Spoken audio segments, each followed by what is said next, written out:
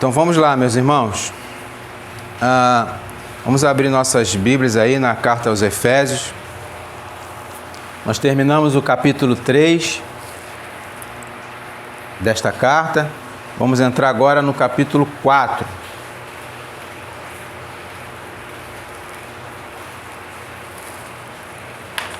Capítulo 4. Nós vamos ver, irmãos, o verso 1 somente hoje. Eu vou ler o verso de 1 ao 3, mas hoje somente o verso 1. A carta é muito rica, então a gente tem que ir devagar, tá bom? Vamos devagar, não temos pressa. Ok? Então, carta aos Efésios, capítulo 4, verso 1 ao 3.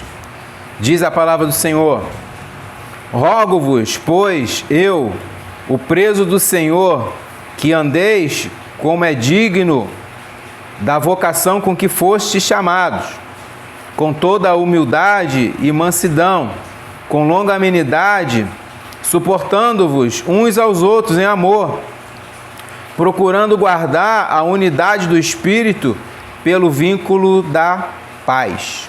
Somente até aí.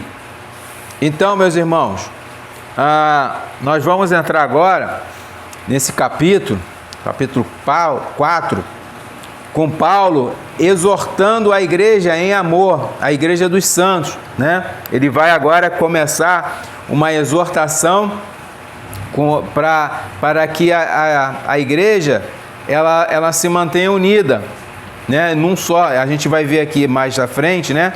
Ele vai falar num só Espírito, né? Um só Senhor, enfim, né? Isso a gente vai ver mais tarde. Então ele vai falar da importância da unidade que há entre nós, correto? E vai falar da unidade da Santíssima Trindade e da necessidade da nossa santidade cristã. E entre outras exortações, que iremos vê-las, meus irmãos, uma a uma, se assim Deus nos permitir, ok? E nos dê o conhecimento da sua verdade nesta manhã, para que possamos progredir nessa caminhada, né? Uma caminhada dura, difícil, mas porém gloriosa. É a caminhada cristã nesse mundo que jaz no maligno, né? Então, o verso 1, ele já começa com a primeira palavrinha aí, ó, rogo-vos, né? Por que digo, né, que agora Paulo exorta a igreja dos santos, né? Por que eu estou dizendo isso? Porque essa palavrinha aí, rogo-vos, ela quer dizer muita coisa, né? Essa palavra, irmão, ela quer dizer no grego num sentido de exortação, entende? Ou seja, num sentido de um ato de solicitar com empenho, né? De instar, de pedir com insistência. Então, rogo-vos, não é, né? Não é simplesmente, ele não é só um pedido simples, ele está rogando com veemência, com insistência, está instando o povo ali para que ouça a exortação que ele vai falar ali, né? E com essa palavra, nas Sagradas Escrituras, irmãos, ela tem o peso de que esse pedido ou solicitação, seja atendido de qualquer maneira, custe o que custar, entende? Esse rogo-vos, ele é como se fosse uma ordem, né? Eu peço em nome de Jesus que vocês ouçam isso. Eu peço em nome de Deus que vocês façam isso. Então o que ele está falando? Ele está rogando de uma forma que se torna uma ordem, uma ordenança para que você faça o que está escrito aqui, né? E Paulo vai apresentar o motivo para esse pedido tão insistente, né? Esse pedido que se torna uma ordem, né? Esse motivo, irmãos, é porque tanto eles como nós fomos chamados segundo a nossa vocação. Não é o que ele vai falar ali? Rogo-vos, pois eu, presos do Senhor, que andeis como é digno da vocação com que fosse chamado. Então, esse pedido é por causa da nossa vocação, do nosso chamado, entende? Então, meus irmãos, entendendo o significado dessa palavra, aqui nesse contexto, presta atenção nisso, cada palavra, no seu contexto, ela tem um significado, correto? Então, nesse contexto, essa palavra significa isso. Tá? Pode ser que em outro rógavos seja somente um pedido simples, né? Pode ser. Ou um tipo para você prestar atenção, enfim. Eu estou falando desse contexto aqui, né? Então, ele vai falar. Então, a gente pode entender o que ele vai falar aqui são coisas sérias, que o apóstolo ele vai nos exortar para que a gente faça, para que a gente obedeça. Correto? Então, ele mais uma vez, ele menciona sobre a prisão dele, né? Rogo-vos, pois eu preso do Senhor. A gente já, no início da carta, eu expliquei aos irmãos aonde a carta ela foi escrita, foi na prisão em Roma. No capítulo 3, verso 1, ele fala, ó, por esta causa, eu, Paulo, sou o prisioneiro de Jesus Cristo, por vós, os gentios. Então, ele repete aqui, de novo, alertando aos irmãos, ó irmãos, eu estou preso.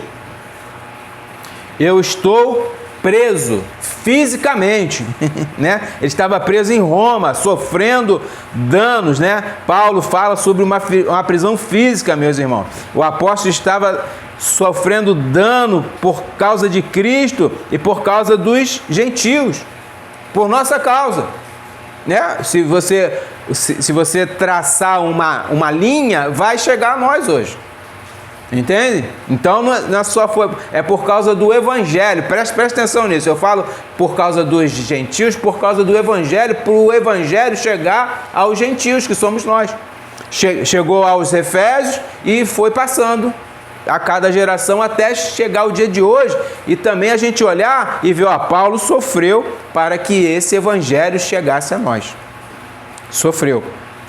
Então, nós temos essa dinâmica de Paulo aqui.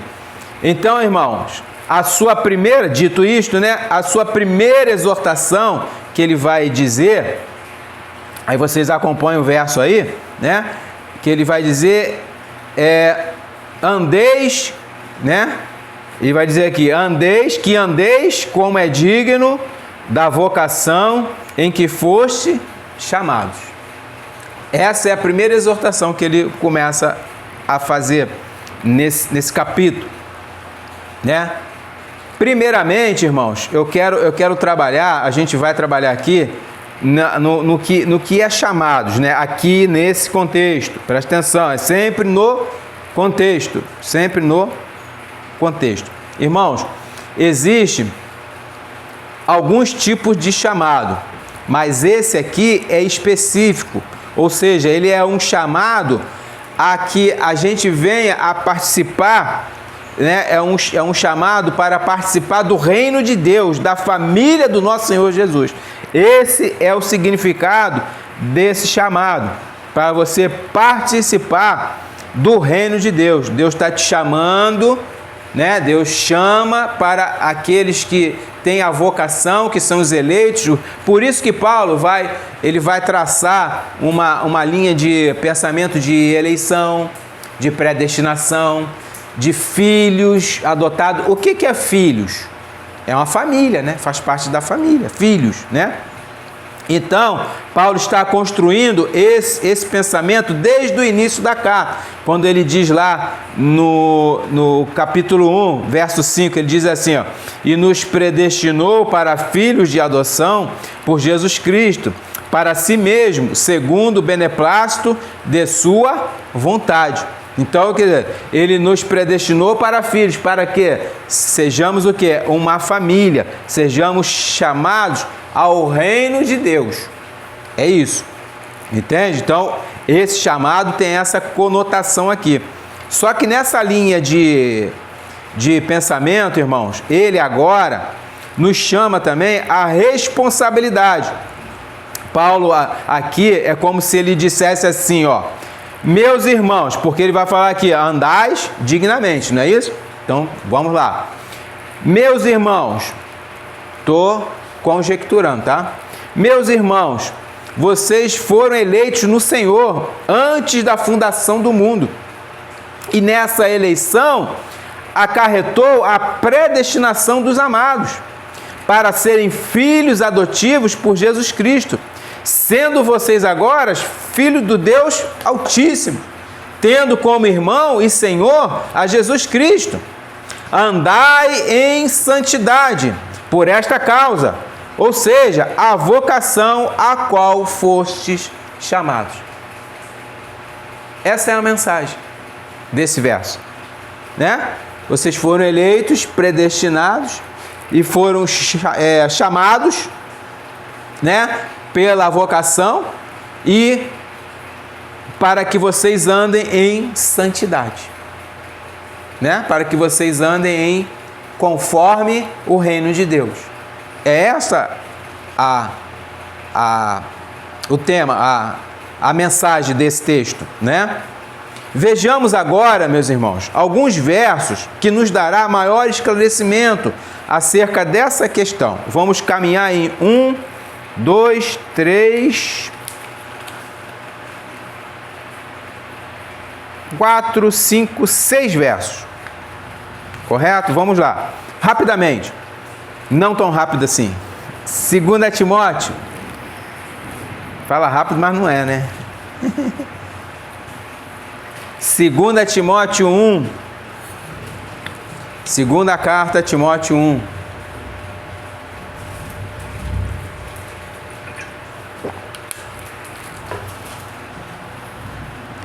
Verso 9. Olha o que ele vai dizer.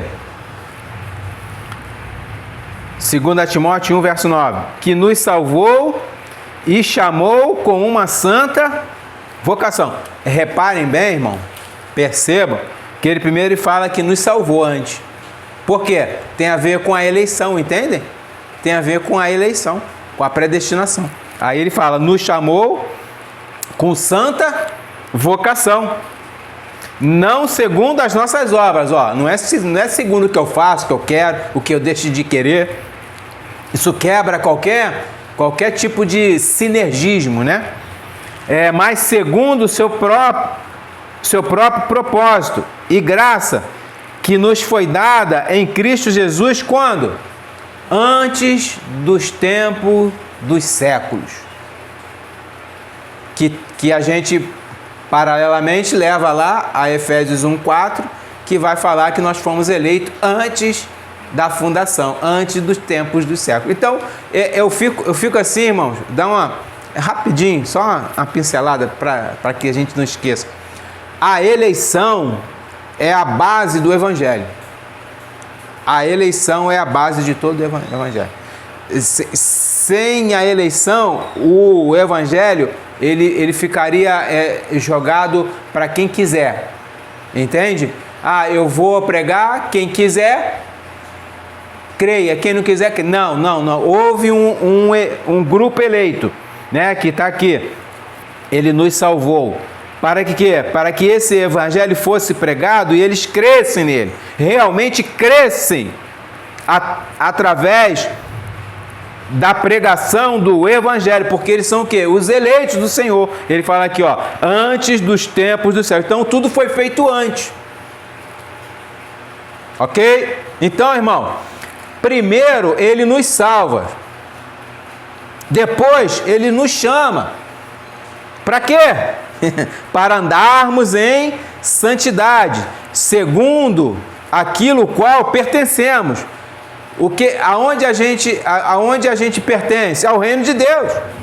Nós pertencemos agora como filhos adotivos do Senhor ao reino dele, à sua família. Correto? Esse é um dos textos. Vamos lá em Hebreus. Hebreus 3, verso 1.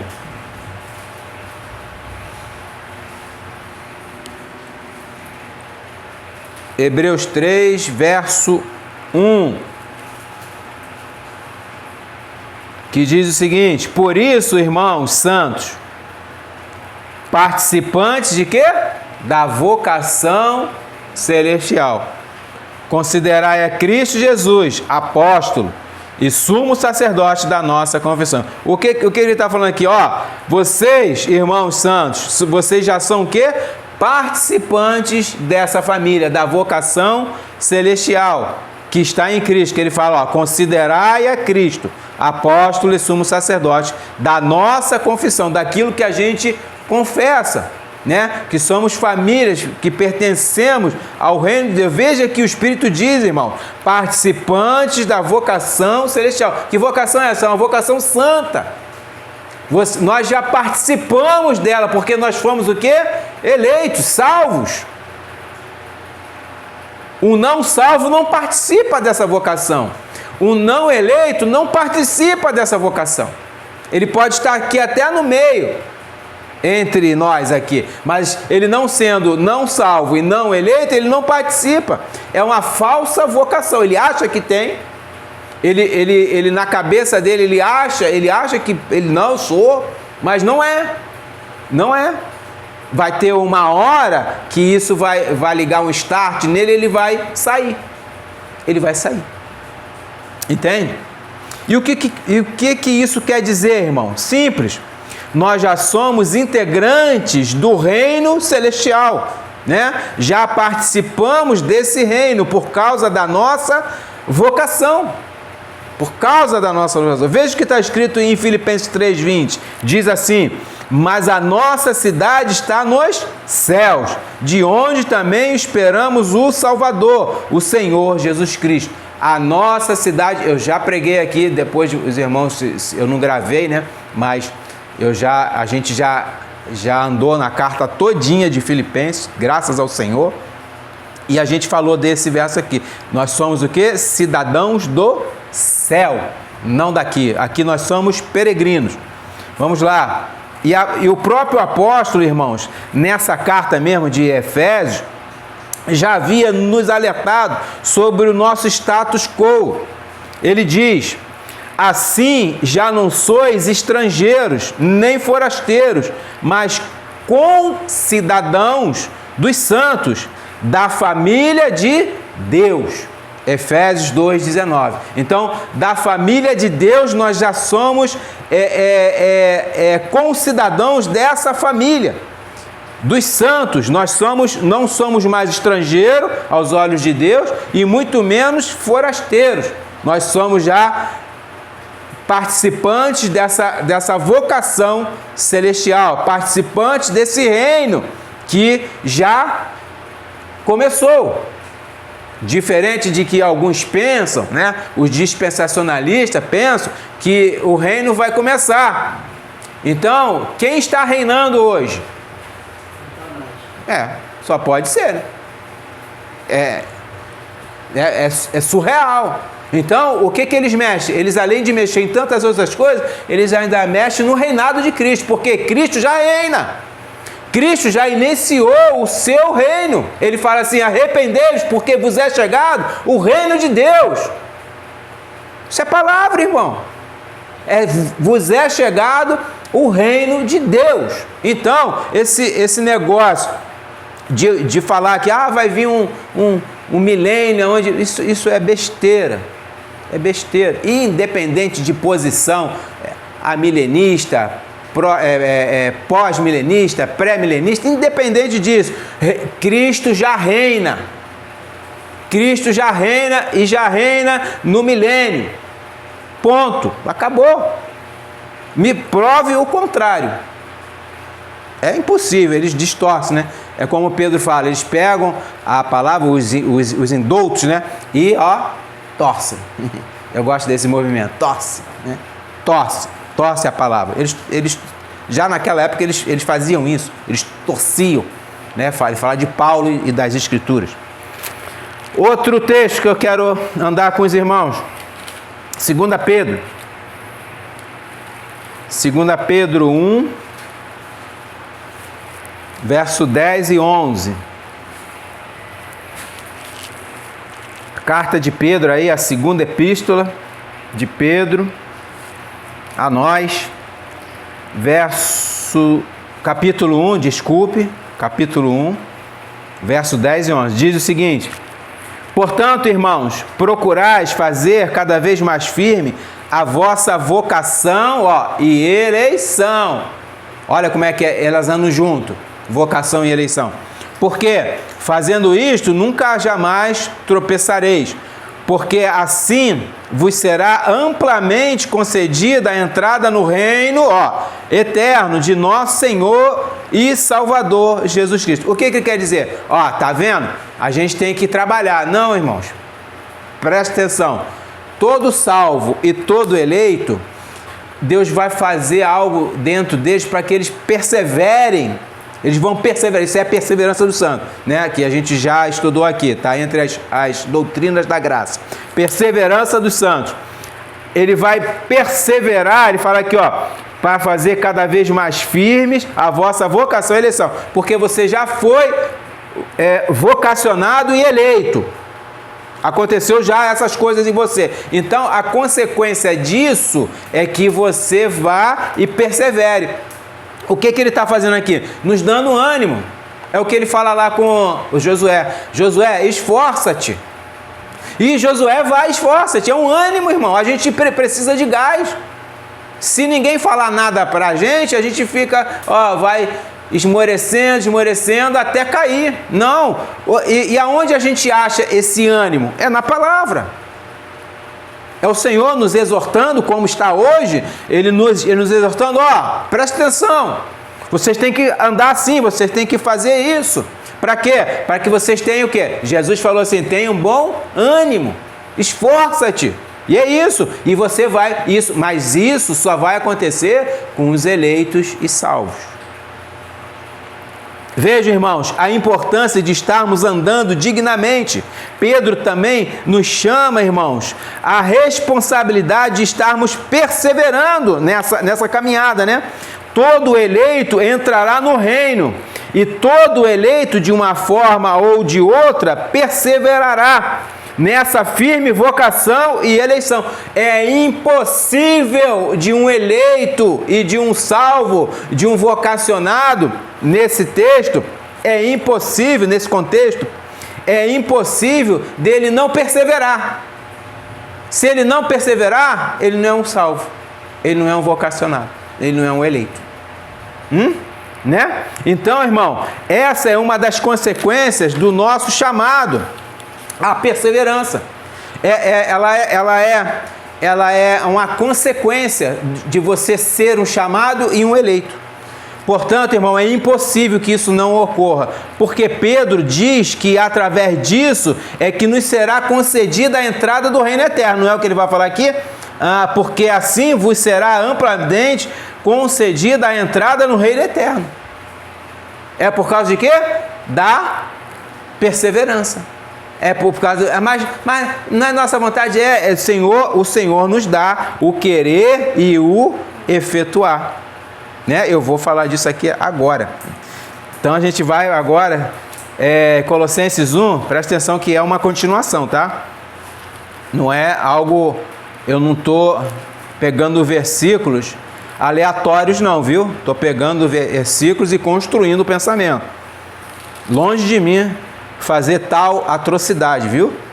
Colossenses 1, os versos 10 a 12. Olha o que ele vai dizer. Colossenses 1, 10 a 12. Diz assim, para que possais andar o quê? Dignamente diante do Senhor, agradando-lhe em tudo, frutificando em toda boa obra e crescendo no conhecimento de Deus, fortalecidos em todo o poder, segundo a força da sua glória, em toda a paciência e longanimidade com gozo, dando graças ao Pai, que nos fez o quê? Idôneos. Olha só, o Pai nos fez idôneos para quê, pastor? Para participar da herança dos santos na luz. Que herança é essa? O reino de Deus. O reino de Deus. Então, o que ele vai fazer? O Pai nos fez o quê? Agradáveis, aceitáveis. É o que está lá em Efésios. Acho que é Efésios 1:5. Ele vai falar, eu fiz eles agradáveis a mim. para que eles possam entrar no meu reino, para que eles possam entrar no meu reino. Entende? Por isso que aí agora sim eu vou citar o texto de Filipenses 2,13, que vai falar assim, ó, porque Deus é o que opera em vós, em nós, né? Tanto o querer como o efetuar, segundo a sua boa vontade. Então é Deus que opera. Ele fala lá em Efésios também, que ele começou a boa obra, ele vai terminar ela. Ele não vai deixar a gente pelo caminho, né? Pela metade do caminho. Então, irmãos, ele faz isso. Por que que Deus faz isso? Porque, irmãos, se depender de nós mesmos, nós não conseguiremos andar dignamente. Não conseguiremos andar dignamente, né? E andar dignamente, segundo essa palavra aqui, ó, dando graças ao Pai, alegres, com gratidão ao Pai, que nos fez o quê? Participantes da herança dele, nos tornando o quê? Idôneos, nos tornando agradáveis, aceitáveis para isso, para que nós participemos desse reino, esse reino que já está iniciado, inaugurado através de Cristo, com a sua morte e ressurreição. Ele fala, né? Esse é o cálice da nova aliança. Como é que ainda vai ter um... Ontem eu ouvi um lance, uma pessoa falou que a gente renova a aliança. A aliança já foi feita, não tem renovação dessa aliança. Acabou. É uma nova e única aliança, e última. Teve uma primeira, não foi lá no Antigo Testamento. Foi quebrada, não é isso? Eles quebraram, foi necessário fazer uma nova. Hebreus vai falar sobre isso. Se a outra fosse boa, não tinha necessidade de uma segunda. Aí fez uma segunda. Aí tu vai renovar? Quem sou eu para renovar a aliança com Deus? Ele já fez isso por nós na cruz. Na cruz ele fez isso. Então, enfim, vamos lá, irmãos. Outro texto que eu quero caminhar com os irmãos. 1 Tessalonicenses. 1 Tessalonicenses 4:1.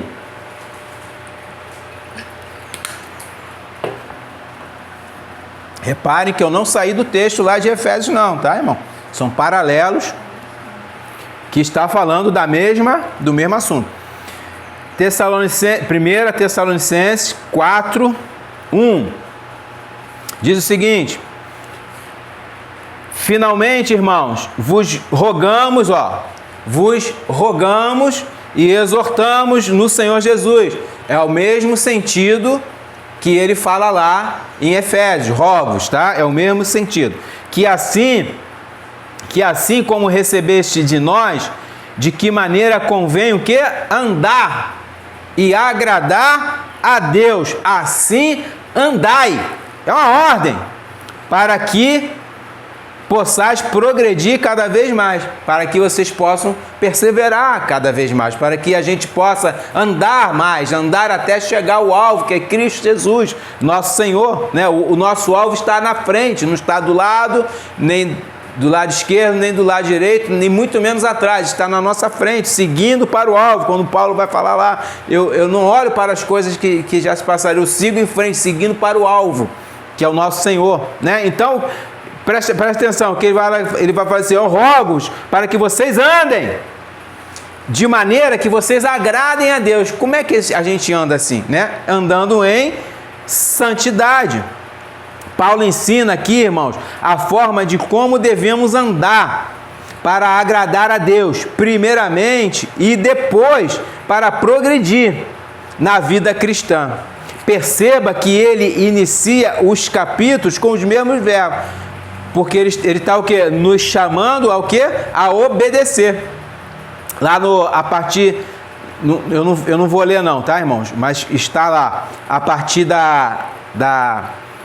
ali no capítulo 5, do 14 em diante, ele faz uma exortação, e também com o mesmo verbo, rogamo-vos. Aí ele vem, ó, admoestei os desordeiros, orai sem cessar, regozijai-vos, dê graça, não desprezeis, examineis tudo. Então, é uma lista enorme de exortação para que você... isso não é opção, irmão. essas escrituras, elas não são opcionais para nós, elas são ordenança para que a gente cumpra. É simples assim. Pessoas ficam pensando textos, os que eu gosto vai para a caixinha, os que eu não gosto eu jogo na lata do lixo. É mais ou menos isso que eles fazem. Não, a gente tem que, toda a escritura, a gente tem que ler e olhar para ela como exortação para nós, né? Lógico, tem textos que a gente, é uma narrativa, a gente entende. Sejamos coerentes nisso, né? Mas a maioria dos textos, principalmente nas cartas de Paulo, as cartas são doutrinárias, são cartas de ensino, de obediência. Tessalonicenses ainda, vamos lá. 1 Tessalonicenses ainda, capítulo 2, verso 12. 1 Tessalonicenses 2, verso 12, que diz o seguinte: para que vos conduzisseis dignamente para com Deus, que vos chama para o seu reino e glória. Olha, esse texto então né? É bem contundente sobre o assunto, né? Ele vai falar aqui, ó, para que nós andemos como dignamente, para que ele que vos chama para o seu reino e glória, né? Então, irmãos, preste bem atenção nesse texto. Veja o que o Espírito diz, que Deus que nos chamou para o seu reino, exige de nós uma santidade. Ele exige que nós andemos conforme agrade a Ele, andemos em santidade. Andemos em santidade. Olha o que o autor de Hebreus vai falar, irmãos. Vamos lá em Hebreus, rapidamente. Hebreus 12, 14. Hebreus 12, verso 14, vai dizer o seguinte: segui a paz com todos e a santificação, sem a qual ninguém verá o Senhor. O que ele está falando? Segue a paz, se assim der, né? Se não der, não tem como. Mas se depender de nós, que haja paz. É isso que a palavra vai dizer. E a santificação, né? Essa santificação, uma vez dada a nós, ela tem que prevalecer na nossa vida. Entende? A palavra diz que nós já fomos santificados e justificados. Correto? Então, essa santificação já dada a nós, ela tem que prevalecer na nossa vida cristã. Ela tem que prevalecer, ela não pode sair, eu não posso me desviar dela, né? A gente peca assim, mas a gente volta para ela, ou pede perdão a Deus, se conserta e volta para a vida de santidade, porque sem ela, nós não vamos ver ao Senhor, sem a santidade, sem a santificação. E o que é esta santidade, irmãos, que devemos estar, né, andando dignamente nela, conforme a nossa vocação? 1 Coríntios 1, 2 vai dar uma luz sobre isso. Vamos lá, 1 Coríntios 1, verso 2. Quem é os santificados, né? Quem são? Aqui é bem claro. De quem são essas pessoas? Quem são esses santificados? São quem? Ele vai falar aqui, ó. 1 Coríntios 1, 2. A igreja de Deus que está em Corinto, aos santificados em Cristo. Ó, aos santificados em Cristo Jesus, chamados santos, com todos os que em todo o lugar invocam o nome de nosso Senhor Jesus Cristo. Então, quem é esses santificados? Primeira coisa que a gente tem que saber, são os chamados, são os santos. Quem são esses santos? São os que invocam o nome de Jesus em todo lugar. Nós somos esses santificados e santos. Ou seja, irmãos, aqueles que estão em Cristo são chamados santos e santificados. O que quer dizer isso? É um povo que é o quê? Separado. Santificação quer dizer separação. Separação de quê, pastor? Do mundo, do pecado, da perversão, da prostituição. É uma separação, irmão, de tudo que é prejudicial no que compete a nós andarmos dignamente. Entende? É algo que nos prejudica andar agradáveis a Deus. Isso é a gente estar separados. Então nós temos que estar separados dessas coisas que nos prejudicam o andar com Deus. Vamos lá em 1 Coríntios ainda, 1 Coríntios ainda, capítulo 6. Vocês vão ter uma ideia. Tem uma lista, tem uma pequena lista. A lista é grande, é enorme, não cabe nem aqui, mas Paulo nos deu uma pequena lista que ela pode se abranger, né? 1 Coríntios 6, dos versos 9 a 10, diz assim: não sabeis que os injustos não hão de herdar o reino de Deus? Então tem um grupo que não herdará, que não foi chamado para entrar no reino. Quem são esses? Paulo vai falar: não erreis, nem os fornicadores, nem os idólatras, nem os adúlteros, nem os efeminados, olha aí, nem os sodomitas, nem os ladrões, nem os avarentos, nem os bêbados, nem os maldizentes. Acabou dedo, não tem mais dedo para eu contar, olha quanta coisa, né? Nem os roubadores herdarão o reino de Deus. É uma lista pequena, mas que ela pode ser amplamente, né, lida de outros aspectos, né? Se a gente for pensar em outros delitos e pecados, né? Então, mas ele nos dá aqui uma lista de que pessoas que praticam tais coisas não herdarão o reino de Deus. Não herdarão, né? Então, nós temos essa lista de pessoas que são elas não andam dignamente, elas não andam em santidade, mas andam envolvidas com as promiscuidades deste mundo, irmãos, né? Elas andam nas prostituições deste mundo, nos seus prazeres carnais, nas suas concupiscências da carne. É assim que elas andam. Mas em contrapartida, temos aí o verso 11 que nos apoia. Olha o que ele vai falar. Verso 11 aí, do mesmo capítulo aí de 1 Coríntios 6. E é o que alguns têm sido, né? Ele está falando do que esses que estavam aqui em cima, né?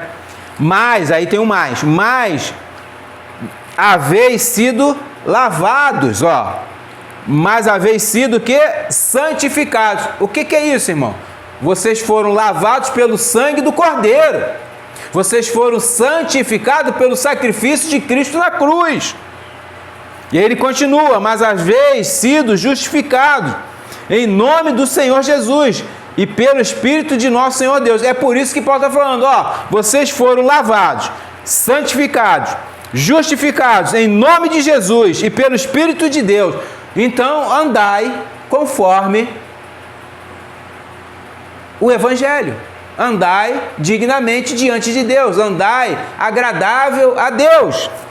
Agradáveis a Deus, né?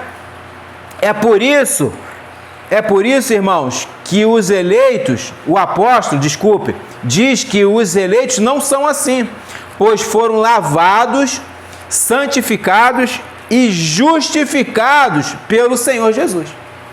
Entende? Então nós, povo de Deus, pertencente à família de Deus, pertencente ao clã celestial, pertencente ao reino de Deus, nós fomos lavados, justificados, santificados, e por isso nós devemos andar dignamente conforme o Evangelho. Andar sem fazer todas essas coisas que eu falei aqui do verso 10 de 1 Coríntios 6, né? Sem fazer isso, e ter ojeriza essas coisas, ter nojo.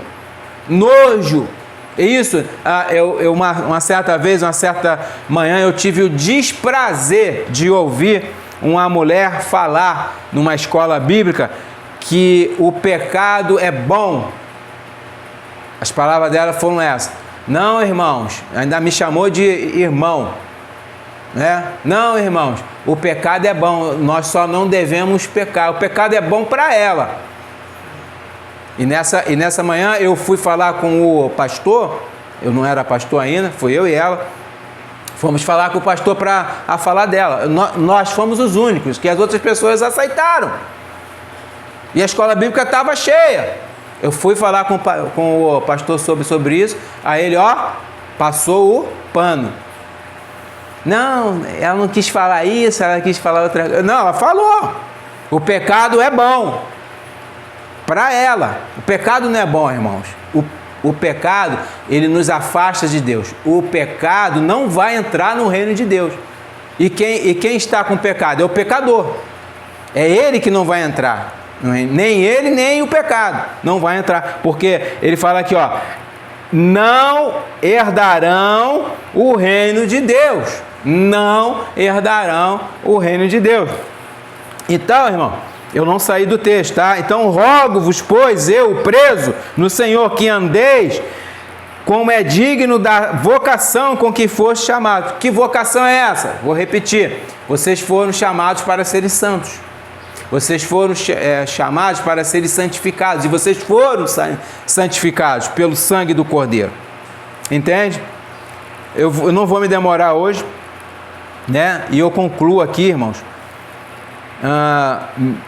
Nós, meus irmãos, fomos chamados para sermos separados desse mundo, mesmo ainda nós estando no mundo. Temos uma oração que é poderosa e maravilhosa que o nosso Senhor Jesus fez. Olha o que ele diz lá em João 17, do 15 ao 20, ele diz assim, João 17, do 15 ao 20, ele diz: não peço que os tire do mundo, mas que os livres do mal. Não sou do mundo, como eu do mundo não sou. Aliás, não são do mundo, como eu do mundo não sou. Santifica-os. Presta atenção. Nós não nos santificamos a nós mesmos, irmão. Nós permanecemos na santidade que nos foi dada. É isso. Não há santificação em nós.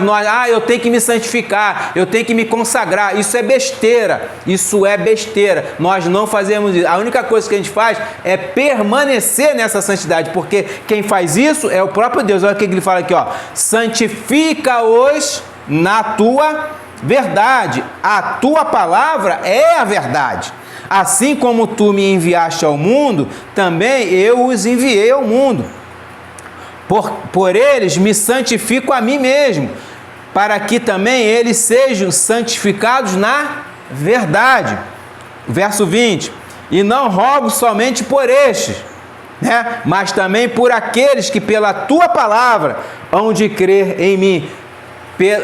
Por aqueles pela tua palavra serão santificados na verdade, porque a tua palavra é a verdade. É isso que ele está falando. A tua palavra é a verdade. Amém. Entende, irmãos? Então, o que Jesus orou ao Pai, falando, rogos não só por estes, que eram os discípulos, mas também por aqueles que hão de vir nós. Chegou até nós e até quando Jesus voltar. Entendem agora, irmãos, porque as exortações de várias cartas a respeito desse mesmo assunto? A gente volta e meia, a gente repete isso aqui, né? Nós somos chamados a andarmos em novidade de vida, irmãos.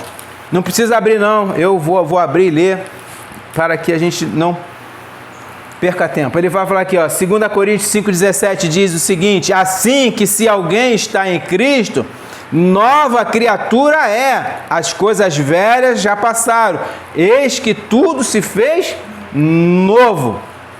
Em Romanos 6,14, Paulo vai dizer a mesmíssima coisa, só que de uma forma um pouquinho mais contundente. Ele diz aqui, Romanos 6,4, ele vai dizer: de sorte que fomos sepultados com ele no batismo da morte, para que como Cristo foi ressuscitado dentre os mortos, pela glória do Pai, assim, andemos nós também em novidade de vida. O que andar em novidade de vida? Andar em santidade, porque nós fomos santificados. Andar dignamente, né?